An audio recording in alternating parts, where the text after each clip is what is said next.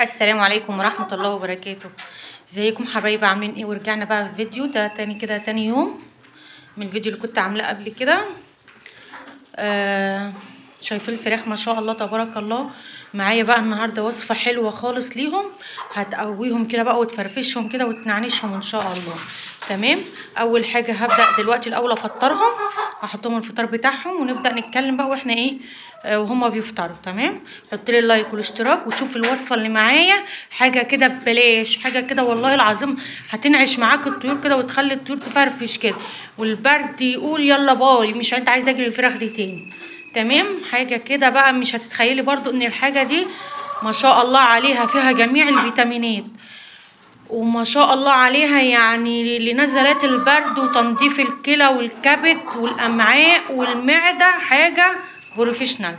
وتخلي لك بقى الايه الديك كده يفرفش كده، والفراخ عنقود البيض يطفى عندهم ويبدا يكون بيض ويلم بيض تاني.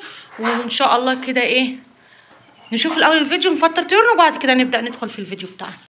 نبدا بقى نحضرهم كده مع بعض. تمام. الخلطه اللي معانا دي علف وعلف اللي هو البياض وزلز وعيش ودش شيشه. تمام.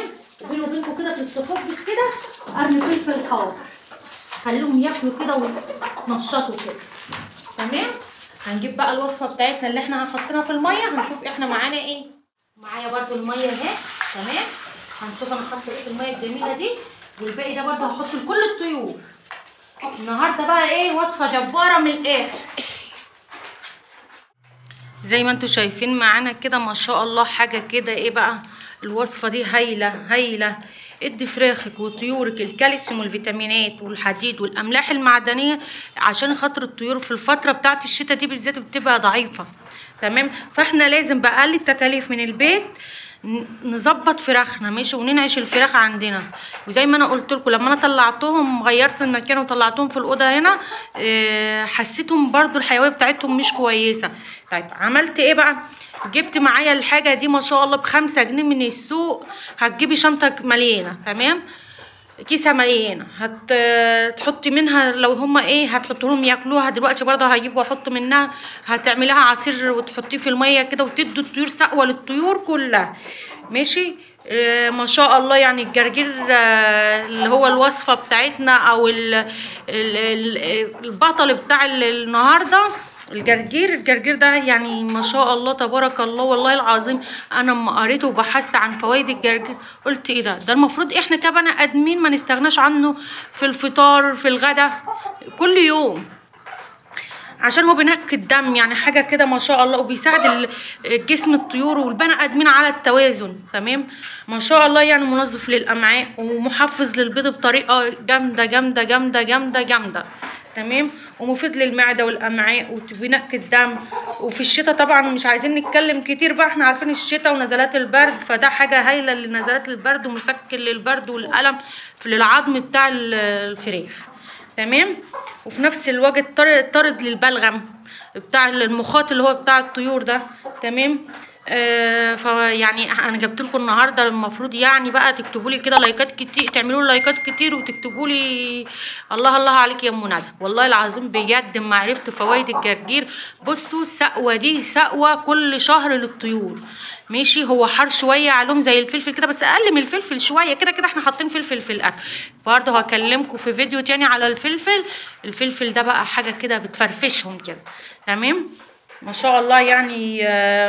وبرده الجرجير بيساعد على الاحماء عنده الديوك عشان التخصيب، عشان الناس اللي بتاخد البيض يعني تعمل له عمليه فأس وتفريغ وكده. فما شاء الله يعني حاجه حلوه خالص. ده مضاد حيوي. تمام. حطيت ايه تاني على الجرجير؟ حطيت توم. التوم بقى لا غنى عنه وحدث ولا حرج، كلنا عارفين فوائد التوم. التوم ده مضاد حيوي طبيعي. بس نصيحه من ام ندى، التوم ده تستعمليه اثناء الحياه اليوميه، اللي هو ان انت بتحطيه، مش يكون فيه مرض فبتستعملي التوم، مش تستني المرض لما يجي وتستعملي التوم او البصل، لا مش بيفيدوا. هو ده وقايه، التوم او البصل او الحاجات اللي بنستعملها وقايه عشان الحاجات دي ما تجيش. تمام. ما شاء الله. شايفين بقى ايه المنظر عامل ازاي؟ هحط برضو دلوقتي هوريكم انا عملته ازاي في الخلاط، وهرجع برضو اوريكم ازاي وانا بحطه للباقي الطيور بتاعتنا. بس حبيت النهارده اقول لكم معايا الجرجير بتجيبي ب5 جنيه، بتجيبي زي ما بتجيبي، انا جايبه طبعا من الارض من عندي من هنا، انت من السوق بتجيبي بقى زي ما بتجيبي، يعني دي حاجه كده ببلاش. حتى لو جبت ب5 جنيه هتملي الكيسه هتقضي عندك الدنيا كلها. تمام. طبعا الشتاء الخضار بيبقى فيه رخيص عن الصيف، فانا بتكلم وعارفه انا بتكلم بقول ايه. احنا عندنا في الفلاحين بكيسه هتملي الكيسه ب5 جنيه هيقضيك الاسبوع. تمام. لحظه كده اما اجيب حاجه. شايفين انا معايا الجرجير اهو ماليه كيسه من الارض.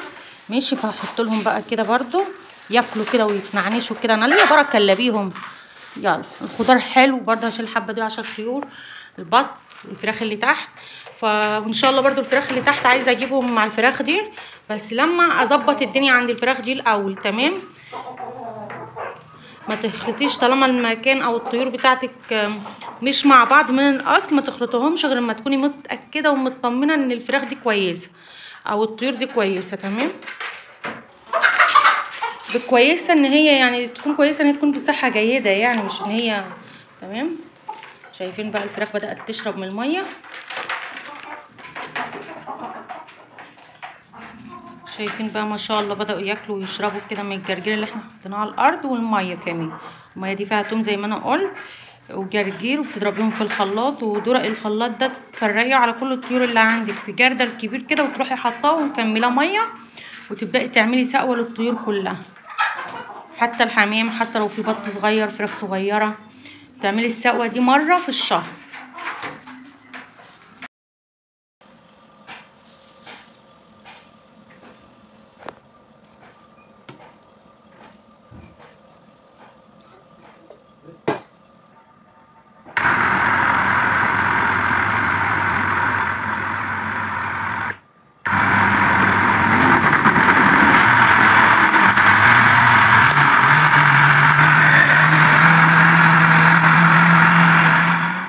ازاي هبدأ برضه احط للحمام اهو. تمام. شايفين؟ واروح بقى ايه حطه لهم يشربوا. حطيناه لهم كده بقى هيشربوا، هنشوف دلوقتي. هياكلوا بقى لسه عالفاهم، هياكلوا يروحوا يشربوا بقى من الميه دي، مش مكتره لهم عشان يشربوا الميه كلها او الكميه كلها، ما هقدرش يعني.